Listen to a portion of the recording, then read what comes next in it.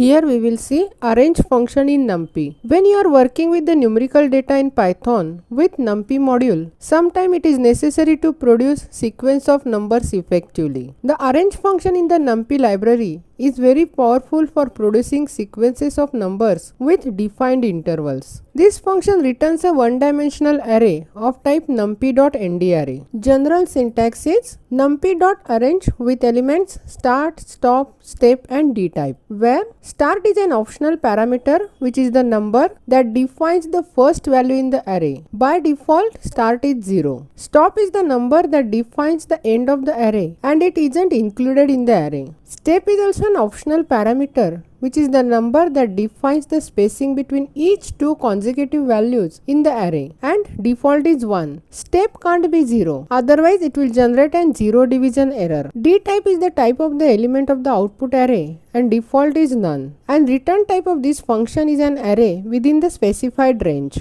For example, np.arrange4 will generate an array with element 0, 1, 2 and 3. Here starting element is default 0 and last element will be 3 since 4 is not included in the array. And if we give np.arrange 4.0, it will generate an array element with type float, that is 0, 1, 2 and 3.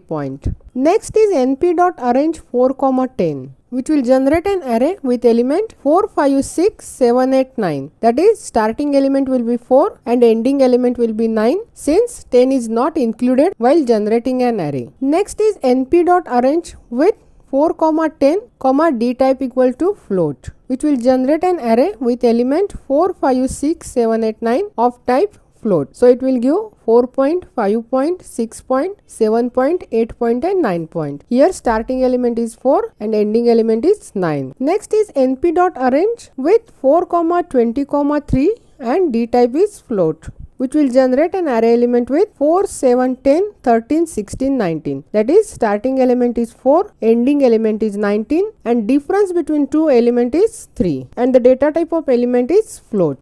Now we'll execute this function in Jupyter Notebook. So first we'll import NumPy and we'll generate a equal to np.arrange with 4 and we'll print a, and when we execute, and it will generate an array with elements 0, 1, 2, 3. That is, starting element default 0 and ending element is less than 4, that is 3. Then we'll generate a equal to np.arrange 4, 10 and then we'll print a, and when we execute, it will generate array with elements 4, 5, 6, 7, 8, 9. That is, starting element is 4 and ending element is 9, that is less than 10. Then we'll generate another array. So a equal to np.arrange 4, 10, dtype equal to float, and we'll print a, and when we execute, it will generate array with elements 4, 5, 6, 7, 8 and 9. That is, it will generate array element of data type float, and then we'll generate another array with np.arrange